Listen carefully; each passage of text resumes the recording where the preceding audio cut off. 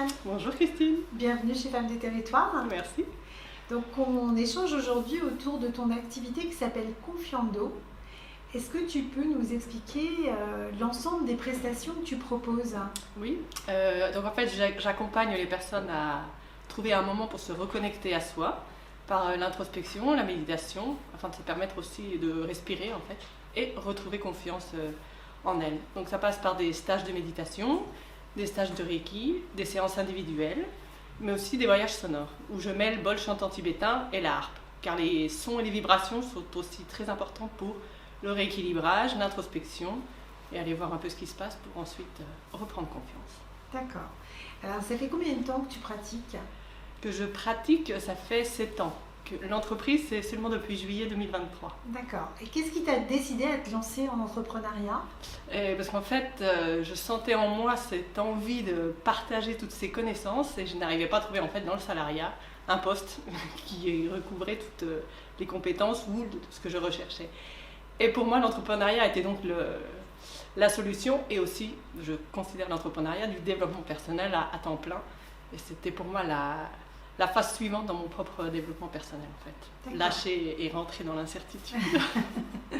Qu'est-ce qui te plaît le plus dans l'entrepreneuriat finalement? En fait, toute la créativité qu'on peut avoir, l'organisation personnelle qu'on peut faire, tout. Enfin, oui, l'organisation, la prospection, même si j'ai un peu de mal, mais bon, c'est un apprentissage aussi, et organiser un peu selon nos besoins, et avancer, rencontrer des gens, un peu tout ça. D'accord. Je crois qu'on peut te trouver à un endroit qui est maintenant identifié, qui s'appelle Terre de Merveille. C'est bien cela. À Saint-Dié-des-Vosges. Donc, comment on peut prendre rendez-vous avec toi? Comment on peut savoir ce qu'on peut... Enfin, est-ce que tu peux, toi, déterminer ce que la personne aurait besoin? Plutôt un voyage musical, plutôt du Reiki, plutôt de la médiation?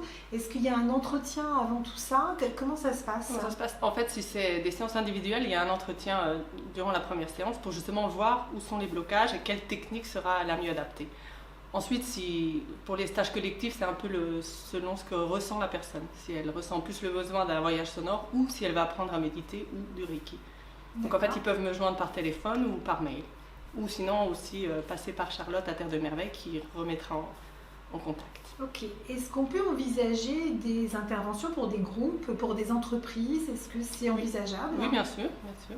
D'accord. Et là, ça se passerait dans l'entreprise, ça se passerait à Terre de Merveille. Comment tu interviendrais? Je pense que ça dépendrait des entreprises. Ça peut être en partenariat avec Terre de Merveille ou bien selon l'entreprise, au sein de la propre entreprise. D'accord. Par rapport à Femmes des Territoires, je crois que tu as intégré le groupe il y a quelques temps maintenant. Quel serait le conseil que tu donnerais à d'autres entrepreneurs?